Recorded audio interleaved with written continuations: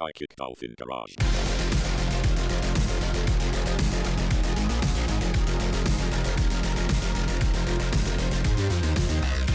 By the way, Arctic Green Guy, I have totally forgotten your first name as well. Christian, Christian. actually. Wonderful. Unusually enough, because I am a fervent atheist, quite frankly. Well, thanks, parental figures, for blessing me ahead of time. It was very, let's say, an unexpected turn of events. By the way, thank you for having me on the program. I quite appreciate that. You certainly did have something interesting to talk about. Definitely, and this is certainly worth the time. It's just a couple of sort of things that me and some of the guys at Psychic Dolphin Garage were discussing regarding my research in terms of the potential implications of the private spaceflight industry and how potentially there could be some global catastrophic risks to humanity that could arise out of it.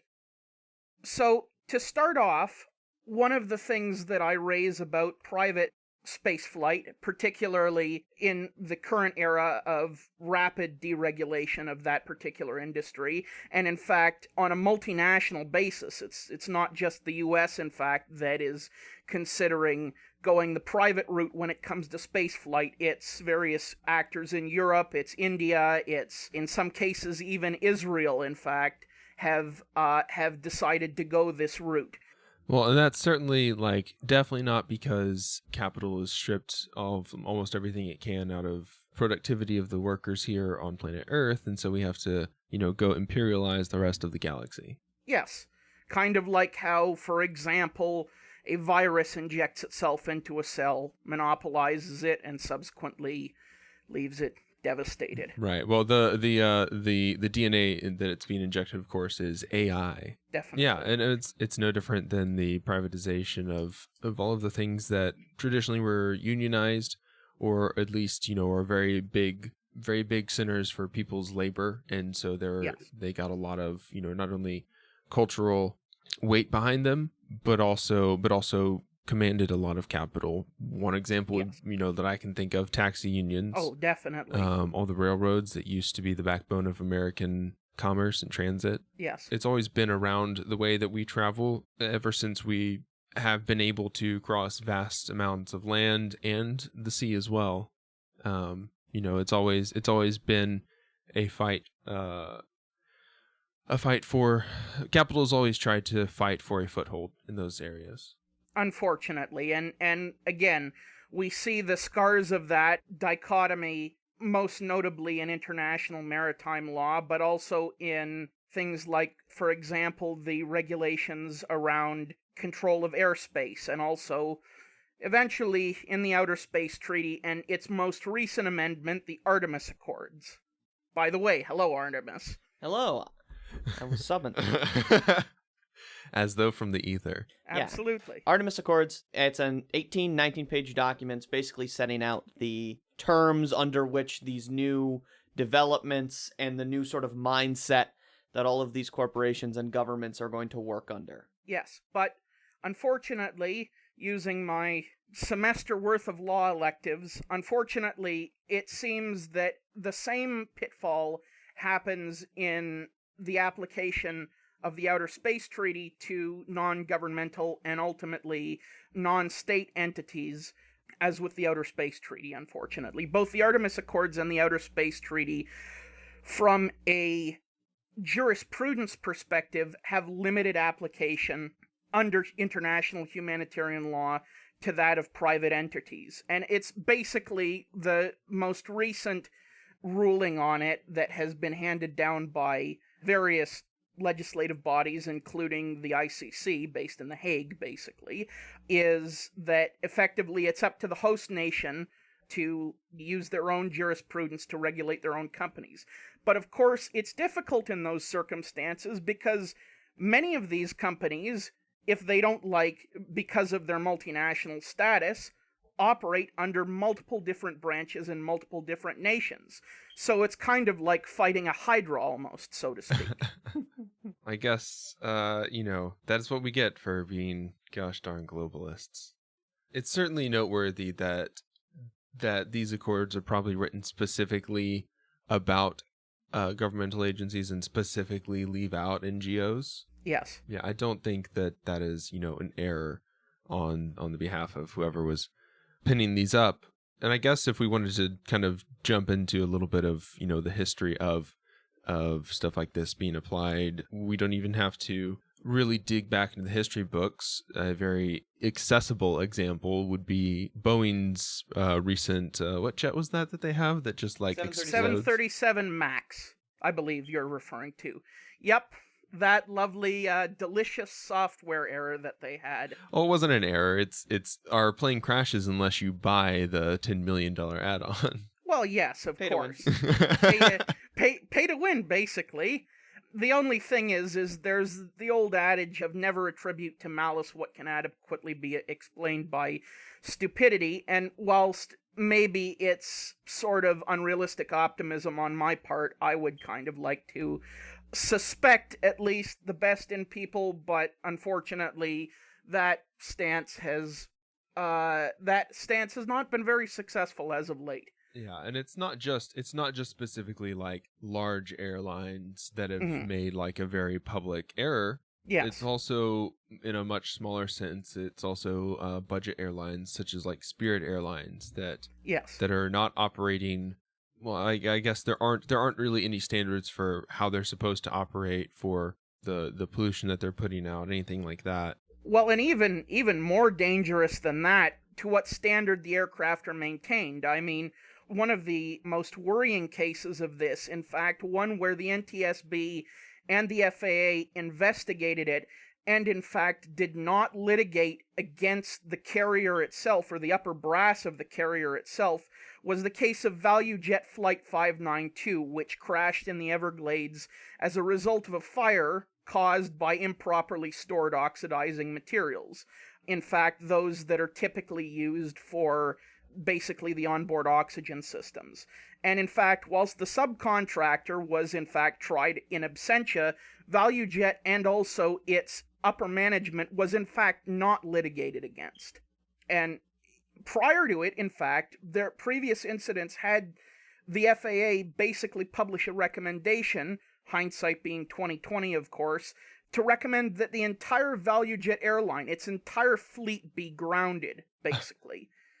And, of course, the stakes in spacefaring are much higher, as the propellants that are often used are often toxic, explosive, hypergolic, meaning you combine the two, basically, and they spontaneously ignite, and also carcinogenic. Right. So what I'm hearing is that when we were investigating the Bermuda Triangle, nobody thought to look at which airline it was that was losing all these jets just for no reason. I suspect that may have a bit of a role to play in the entire Bermuda Triangle dichotomy. Yeah, ValueJet, of course, defunct in 1997, got sold to AirTran Airways, which also just another low-cost airline that got gobbled up by Southwest. Yep. But that was in 2014, actually, so not even that long ago. But this is certainly not something that has changed majorly. That's the reason why Frontier and the other one that I mentioned, that I can't think of now, but all these value airlines exist is because they're cutting corners on something. A lot of times it's, you don't get to take baggage, you don't get a good in-flight meal, but that's not even the largest cost. Most of the cost is maintaining their airplanes, and of course, jet fuel not nearly as dangerous as the liquid fuel that is carried in the is it now multiple NASA space shuttle explosions? Unfortunately, Challenger, Columbia, and of course the innumerable accidents they've had with their Delta series rockets. Several of those have in fact exploded. Lovely. Yeah, just absolutely immolated. Yes, unfortunately. It's a circumstance where basically the thing that goes wrong usually is the worst thing to go wrong, and also at the worst possible moment, unfortunately. So spaceflight, unfortunately, is hard enough without the private entities basically potentially cutting corners. And interestingly enough, this trend in decentralization of spaceflight and space exploration has in fact likely also been driven partially by the fact that SpaceX, for example, according to OpenSecrets.org, has actually donated equally to both main political parties in the last 5 election cycles. The rationale being both parties are keen to champion certain emerging technologies via basically introducing neoliberal policies towards managing them, and also are keen to hand out tax breaks. Of course. Well, and it always comes down to the tax breaks. Unfortunately. Technology is, it can often be a completely politically neutral battlefield, and what basically technological bureaucracies seek is funding in all cases. So if you can provide that to them, then they will lobby either party. They will get involved with either, NGO or international group or any other number of things to get that funding and secure it for their own research. Yes, good point, Artemis. That's essentially one of the things that is also driving this, is the detachment of scientists from what their research is actually being done with, quite frankly. Particularly in the case of spaceflight, the engineers and scientists being employed by a company like SpaceX ultimately don't get to decide whether their innovations are used in a way that is beneficial to all humanity, as is the directive with most fields of science and engineering, or deleteriously. Yeah, so that is a larger issue, I guess, with with the way that capital seeks to profit off of scientific innovation, off of technological innovation, and then claim that that capitalism allowed that thing to occur in the first place, when maybe there certainly is an amount of people that are participating in the research for big picture reasons. Like, yes, humanity, we do want to expand, we do want to go into space, but we're not developing a way that is either sustainable or safe at the end of the day. Yes. And that is kind of why, let me just Google who sells rocket fuel to NASA, and who sells rocket fuel in NASA to NASA and SpaceX. It might be Aerojet Rocketdyne. I haven't looked into that recently, but I'm pretty sure they're the guys that do it. Yeah, and that's, there's a whole list of people that we can get into that are on that side of things. But Yes. To focus on the dangers of not only private companies handling all this fuel, a good example I think would be talking about nuclear plants and the way that we handle getting fuel to and from those. Like, not only is that fuel dangerous if it is not tracked because of the proliferation of nuclear weapons in the 20th and 21st centuries, Yes. but something like liquid hydrogen, liquid oxygen exploding massively in the atmosphere, not only toxic substances that can be released, but also potentially spread across, an entire country. I mean, not to mention, in terms of nuclear programs, really the nuclear initiative, both as a combination of a political and prestige tool, is where we get this idea of technological initiatives being a tool of national prestige, global capital, and this tool to get access to resources. The United States Atoms for Peace program, circa yes. like 1950s, 1960s, was a way to build reactors or get uranium plants in countries that were developing to try and sway them away from the Soviets. So there's precedent for this. I didn't know that the English American supergroup was just building nuclear reactors. Well, and in fact, the issue of sort of atomic imperialism is in fact one that, in, I would say, the general decline of nuclear research, basically, one that unfortunately Canada has gotten into, particularly with our CANDU reactors. Now, unfortunately, CANDU reactors are not as proliferation resistant as they've been heralded to be, because in fact India has actually used CANDU or CANDU-based reactors to produce the plutonium used in its Smiling Buddha series of nuclear tests. Nice. Well, Yes. I mean, so much for the Iran deal, I guess.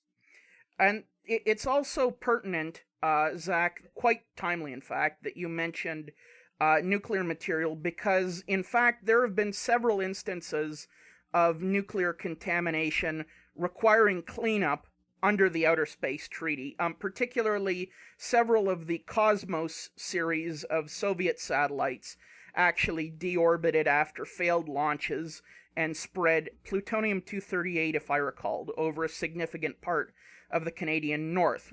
There was actually a significant amount allotted to clean that up in funds, of course. But unfortunately, that's also where there's a hole in the legislation because, again, it's an issue of who pays to clean up the mess when an RTG falls off of SpaceX's rockets, for example. Yeah, plutonium-238 is used specifically to provide electricity where solar power cannot be used on spacecraft. Yes. So these Cosmos vehicles deorbiting and spreading it is because they were using it for their battery backup.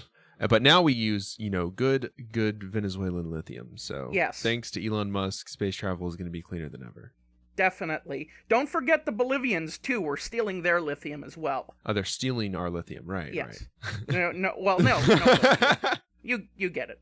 Yeah, no, as white glove as space travel seems, we're not sending up, these pristine vehicles that aren't going to even pollute the places that they land, and I'm sure we'll get into this a little bit, but, not only is there a risk of private companies putting up dangerous vehicles, but then also landing them on exoplanets and contaminating exoplanets as well. Yes, the entire issue of planetary protection. And in fact, the current planetary protection officer, which in my opinion is the second coolest job title in existence. First coolest, the jury is still out on that, but second coolest definitely. NASA's planetary protection officer has actually raised some issues, of course, with SpaceX's most recent and, let's say, most outrageous marketing stunts, particularly using one of their Tesla Roadsters as a test weight and subsequently putting it into orbit. The thing is we already have a big problem with micrometeorites in orbit and space junk in general because of the fact that the stuff up there is moving at speeds equivalent to the muzzle velocity of an AR-15.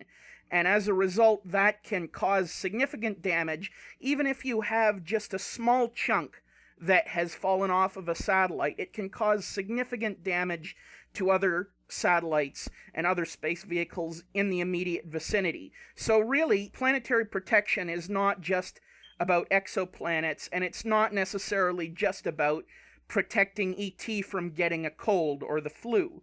It's about protecting, in essence, the future of both humans and also anyone whom we might come across in space, effectively, and also for the resources that are required to sustain life off our planet, basically.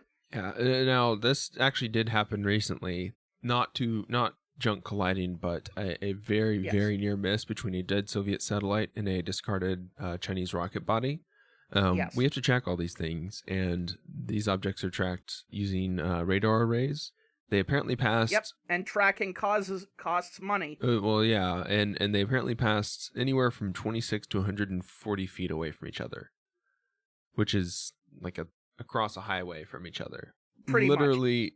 Literally a stone's throw. Yes. So, and that, this sounds ridiculous, but if these objects had collided, the explosion would have been equivalent to 14 metric tons of TNT. Yes. You're dealing with a lot of kinetic energy when you're dealing with anything in orbit, unfortunately. Well, yeah, and we're adding more, Tesla is doing all their Skylink satellites now, which are already interrupting deep space telescopes. Unfortunately. Which is, it seems really good that was what came out of, I believe we talked about it, I think it came out of like the stimulus bills.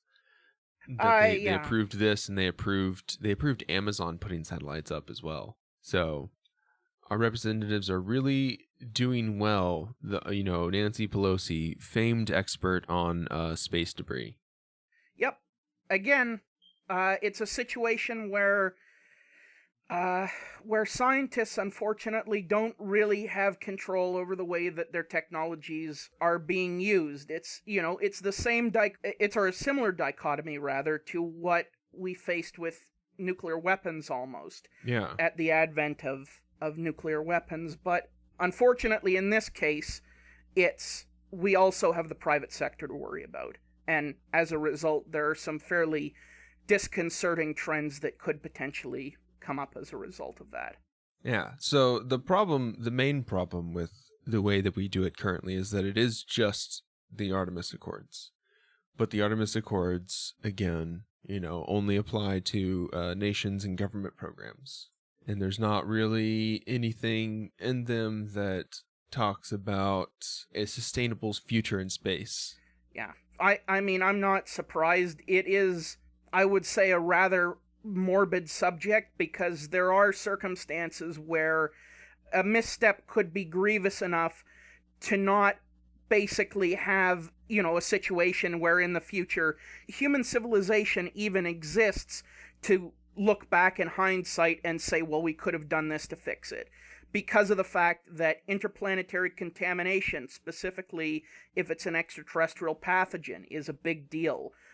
Kessler syndrome, basically an uncontrolled proliferation of space junk, which subsequently knocks out entire constellations of satellites, possibly even preventing us from going into orbit safely for hundreds of thousands of years, is a big deal. And so the stakes are much higher, as with any emerging technology, in the case of spaceflight. It's not an isolated thing. It's not a toy that legislators are allowed to play around with. These are serious things, and they need to be examined by the experts, not by the politicians. We need to have it done by the experts, not the companies paid for by the by the Teslas of the world. Yes, the politicians and also the Elon Musks of the world. The Elon Musk cult. Yeah, we don't say the T word on this podcast. Didn't know that was a taboo. Yeah. Yeah, the planetary safety officer, of course, not only contaminating our planet with foreign entities, but contaminating other planets. Something that's just going to disappear under the what's the worst? We launched the Exxon Valdez deep space rocket. Like, that's almost worse than naming one the Titanic, right?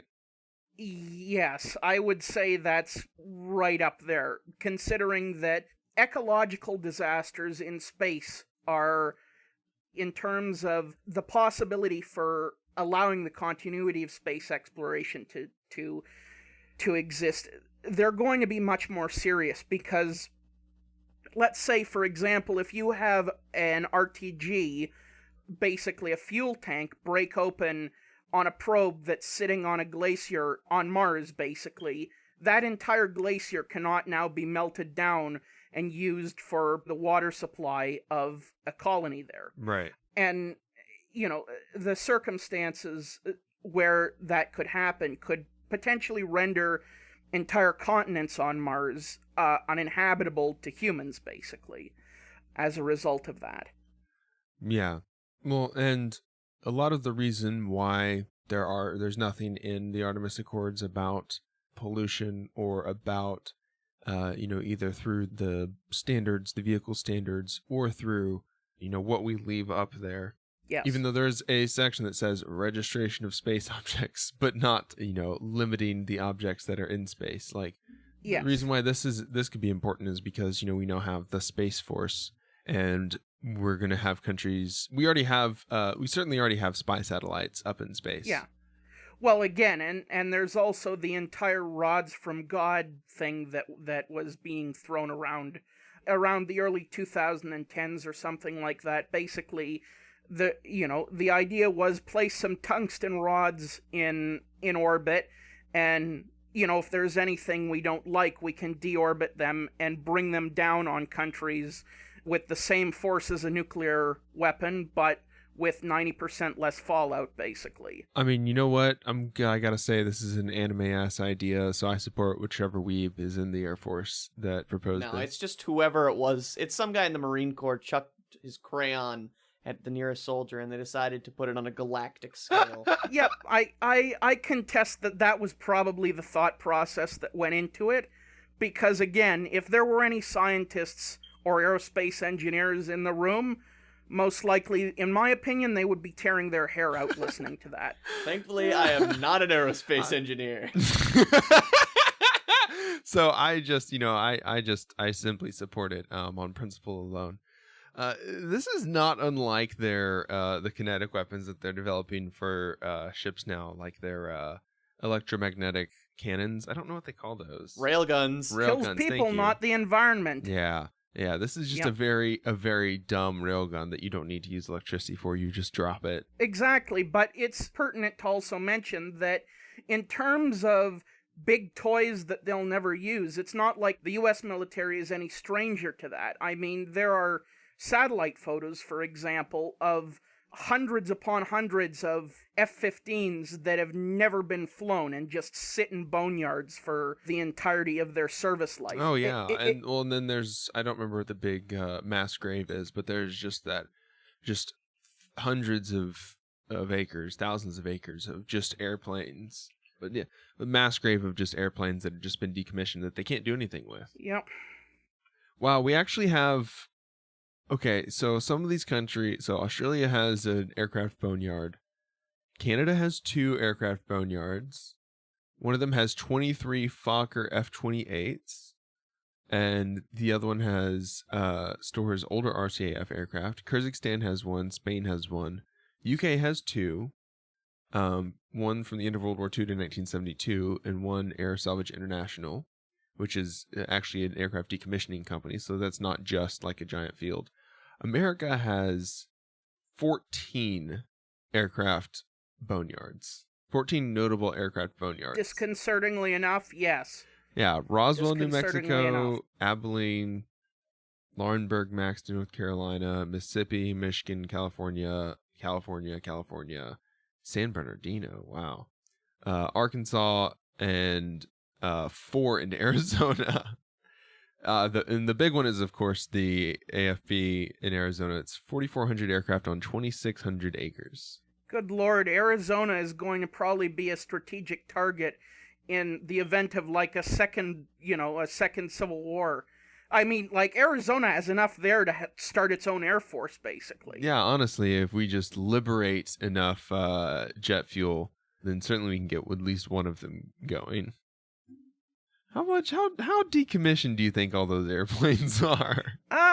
Well, given how many drones do you think have already been decommissioned or just sitting around waiting for someone to hack into them? Quite frankly, I don't know offhand, but probably a disconcerting amount given the fact that it's now been 20 years that the U.S. Air Force has had dedicated unmanned combat aerial vehicles that have been mission ready around the clock, basically.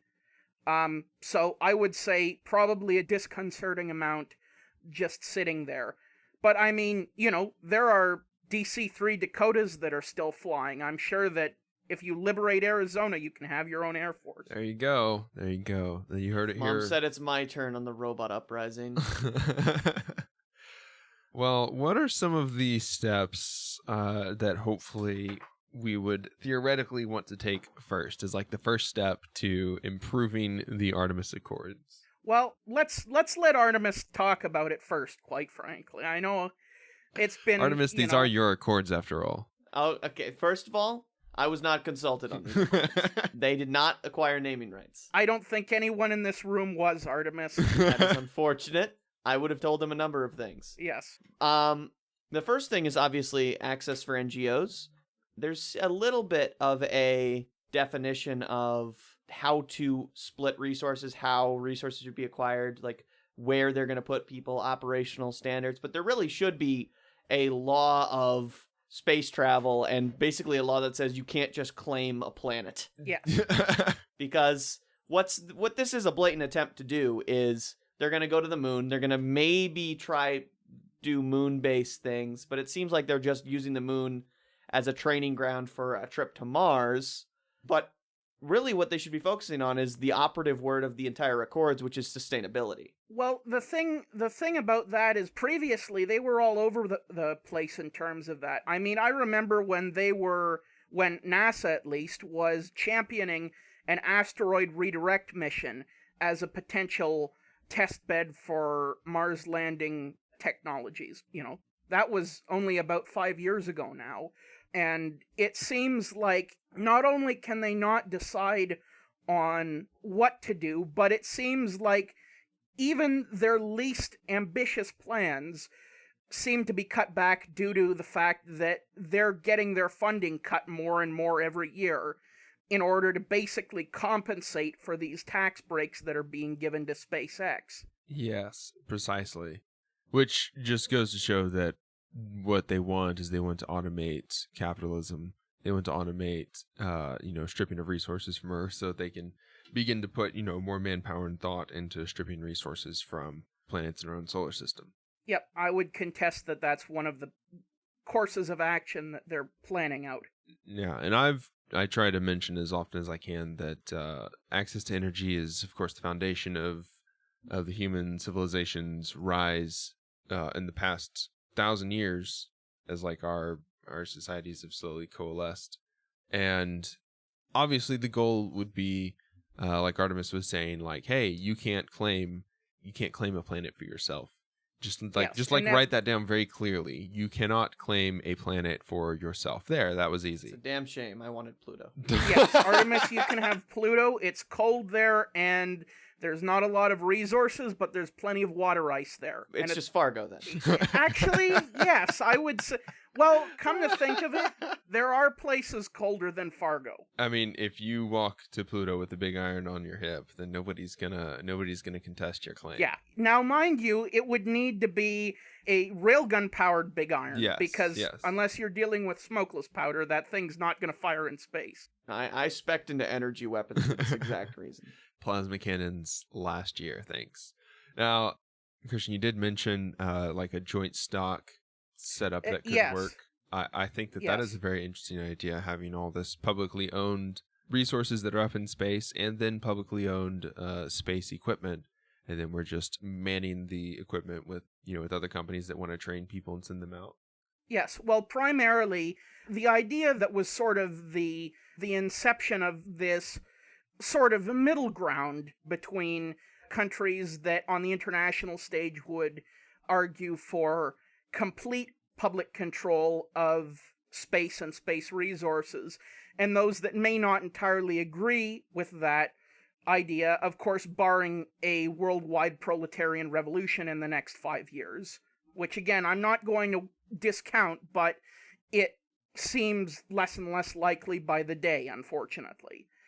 Anyhow, the idea that I had is similar to the way that the Cuban government manages its hotels and tourism services, because Cuba is very near and dear to my heart. I've spent a lot of time there volunteering with various work brigades, primarily through my university, but regardless, the way that they monitor and organize their hotels is via sort of a joint stock venture, where basically the Cuban government owns the facility. They own the staff. They pay the staff what they want to pay the staff, which is usually up to the same standard that Cuban workers are supposed to have, basically. And effectively, what they do is they approach companies like, for example, Barceló, which is a big sort of hotel company that's based out of Spain, and says, okay, Barceló, we have this facility here. We've built it to our specifications, which, by the way, the WWF, World Wildlife Fund, has said in regards to Cuba that they're the only country in the world, in fact, that has conformed to their sustainability recommendations. They basically approach these hotel companies and say, we will enter into a partnership with you for a limited contract, and you will get some of the revenue that goes into it.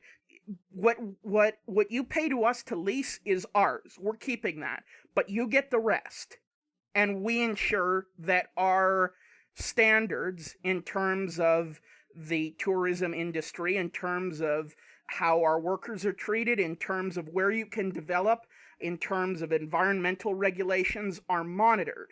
And as a result, I looked at that and extrapolated that potentially this could be a viable way of allowing, through an international court, for example, private and non-profit enterprises to still participate in spaceflight whilst allowing an acceptable amount of oversight and accountability.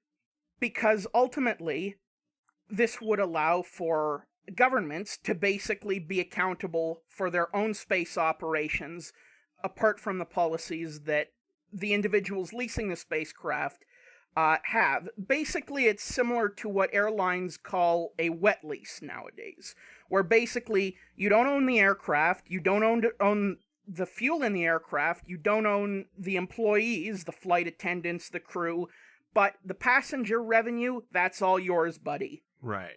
And as a result, this would allow for, hypothetically, keyword being hypothetically, a situation where, for example, the ICC, the International Criminal Court, could go forward and say, okay, America, we've got reports that one of your spacecraft has been spilling plutonium stuff, basically, all over mining areas on the moon, and China and India have been upset with you as a result of that. You need to go to NASA and tell them to cut that shit out. And rather than... Well, and there would be an organization that is in charge of all of the spacecraft that are from a particular country. Exactly. That are up there. And that's because it's not going to be easy to coordinate every country that is up in space all at the same time. Effectively, there needs to be an admiralty court similar to that which is already in force, in fact, to prosecute crimes at sea. Right. So, right. And so kind of granulating it to, country by country basis, each country needs to have not only, we need to lead the example in this because we are, presumably the leading space organization in the world. Primarily. Primarily, yeah. Right behind China, Russia, India. So, we are the leading ones. We need to be setting the foot forward. We need to be having a strong set of guidelines which we use to not only maintain the equipment that is owned by the government, but also to, even if we did have some way to tell SpaceX to fuck off if they were doing something, I don't think we have that in place. Yeah, well, there's no way. The thing is it's similar to the current problems we've had with Blackwater, Academia, and Sandline International, all prominent private military or basically mercenary companies, where they're multinational corporations, and if a country tries to prosecute them, they can just close their office and get the hell out of there, basically. In the case of the U.S., they can just sit in the U.S. because of the fact that the U.S. is in fact not a party to the Rome Statute, which does regulate the amendments to the Geneva Conventions, which deal with mercenaries and mercenarism in theaters of warfare, basically. So this, of course, in the case where you have an extremely decentralized environment, so a situation where maybe the UN Registration Convention under the Outer Space Treaty sort of umbrella of different pieces of legislative material that has been proposed, particularly, as I mentioned, the Registration Convention. If there was a modification to that, basically saying that any corporation that wants to put a rocket into space, they have to be flagged with the jurisdiction of a certain nation. You can't say, well, this is property of SpaceX. You have to say, similar to how naval vessels operate, this is property of SpaceX with a home port in Washington, D.C., or a home spaceport in Boca Raton, or wherever is your local jurisdiction. Yeah, but of course...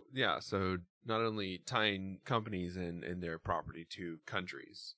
Yes. Not only tying property to companies, but also to a country whose laws they have to follow. Yes. But the problem that comes up with this, and this is one of the reasons why, in terms of what has been proposed, this is going to be the least successful option, is because of the fact that there's already a problem under international humanitarian and international maritime law where flags of convenience are adopted under maritime law by certain companies that want to skirt labor regulations, or even do things as rudimentary as marry people at sea. A lot of cruise ships, for example, will be registered in Panama because it'll allow ship captains to basically marry people at sea, even though that's not necessarily allowed by the country that the shipping company necessarily operates in. So what I'm hearing is that Malta is going to have a lot of spacecraft registered. Yeah, To Malta, its the country. Cayman Islands, and probably anywhere else with a favorable tax income or limited governmental stability, I would think. Yeah, so not only is it important that, that we create an international standard for this. I mean, the United States hasn't ratified the Rome Statute, but they've signed it, which means like, yeah, this is cool. We can't not sign it, but we don't have to agree to it. Yeah, we need to be out in front of all these things. It was super important for coronavirus. We failed. A lot of countries model their responses based off of how we model our response, because we were considered a leading medical technology center for the world. I say were because I don't know if anybody still considers us that. But our lack of response was modeled by other countries that are also still suffering. To just fill you in, Zach, on sort of what, in my opinion, the international community, at least in Canada, views the U.S. medical establishment as currently, is it's a situation where there's still a limited degree of recognition that, yes, we're dealing with a major power in terms of medical science, but there is a lot of concern over how much ideological interference is occurring into, for example, the CDC figures and the figures of the National Institute of Health, for example. Or, for example, what's appearing in the literature. There are already reports, at least by certain whistleblowers, that coronavirus deaths are being underestimated by the CDC. And of course, in terms of the medical literature of other countries, when there's a potential, even however slight, of ideological bias, that is very disconcerting from a science perspective, because it raises questions on how long that ideological bias has existed and whether it can be weeded out in the future ultimately. Because, again, the concern that this has raised in the medical establishment, not necessarily being in medicine, but certainly reading the literature here and internationally, basically, the concern is, how long has this been going on? Has this been going on since the beginning of the Trump administration, since Trump's new policies towards managing the CDC took hold? How long has it existed, and what potential cases of scientific misconduct have occurred during that period of time that in fact haven't made the news because they haven't been in the midst of an international pandemic? Yeah, well, the moment we brought the German scientists over to help us finish up our nuclear weapon was kind of the moment that we really lost out on that one. So, yeah, certainly we do not have a good history of this, and this is just another good reason why we need to radically rethink the way that the United States structures not only the systems of healthcare, a dumb, easy thing that you should be able to fix relatively easily, because having healthy citizens is good for your country. Yes. And also it sounds even better when you can say, yeah, we're the most technologically advanced country. We have these great medical science centers, and our citizens just don't die of cancer anymore. Like that'd be great, but that's not the way it works. So yeah, we do need to get in front of all, the myriad of problems that are presented by the idea of private space travel that are not being answered by the Artemis Accords. Especially the most pressing one: on which planet will the Psychic Dolphin Garage be built? Yes. So if we're gonna close out, maybe not fully automated communist gay space communism, but kind of talking about where do we need to start in terms of communalizing these vehicles, these resources that are being poured into space exploration. In terms of that, I would say it's also prudent to remain optimistic about how far international law can advance in a short period of time. I mean, for example, the Ottawa Treaty, which banned the use of cluster munitions. The Ottawa Treaty, the Convention on the Prohibition of the Use, Stockpiling, Production, and Transfer of Anti-Personnel Mines and on their Destruction. We didn't even sign that one because we like our claymores too much. Yeah, unfortunately. Well, and in fact, it's not even the claymores, it's the minimum metal mines that are made of plastic and you can't even pick up with a metal detector, unfortunately. Or those mines we disguised as food aid and dropped in Iraq. Oh, yeah, forgot about those. Food yeah. aid It's mines. easy to forget. It's the Yeah. mines where they mine Yes. the food out of, right? There's open pit and long walling, mines. It's big industry in Iraq. Good.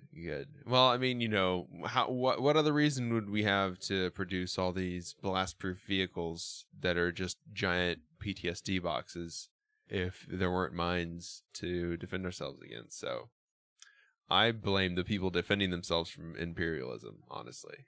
Yeah, that's the irony of the situation, is that in that case, most of the ordnance that was basically turned into IEDs was U.S.-made duds, effectively. Yeah. Well, and to bring that kind of to again to space travel, like we spend so much money undoing problems that we created on the planet Earth. Once we start polluting and just fucking up outer space, we're gonna be spending so much more money to clean up, to fix, to do all this the right way, because eventually we will have to do it the right way, or we will die. Mm-hmm.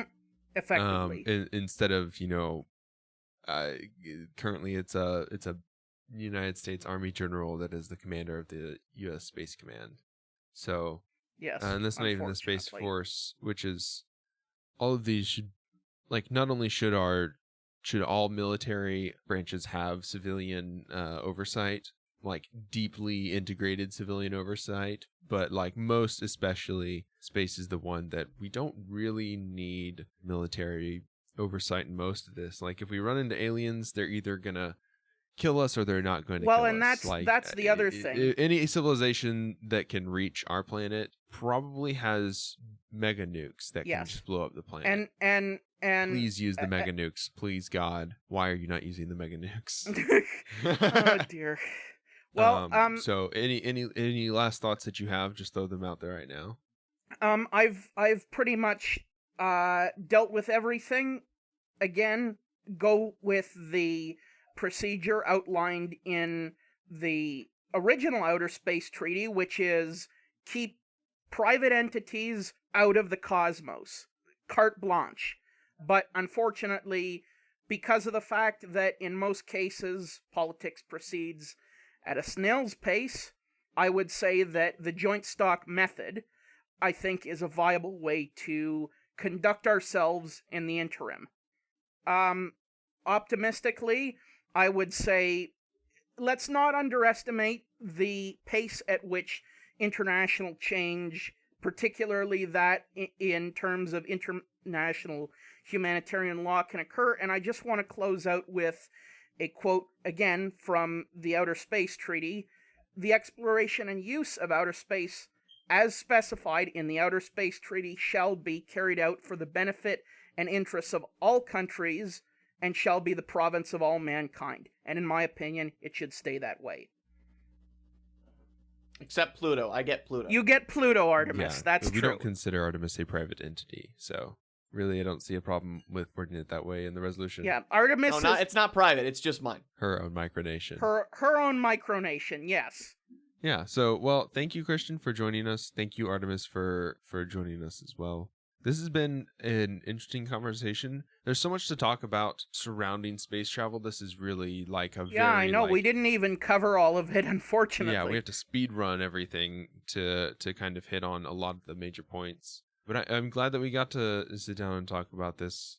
So you're listening to the Psychic Dolphin Garage. Check out the rest of our social media platforms and the rest of our shows, especially our Twitch streams on Tuesdays and Fridays, as well as Minecraft Mondays. Artemis is sometimes at those as well.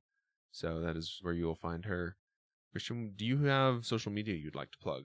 It's, well, yes, I can be found on Twitter and Facebook at the Arctic Gringo, exactly the same as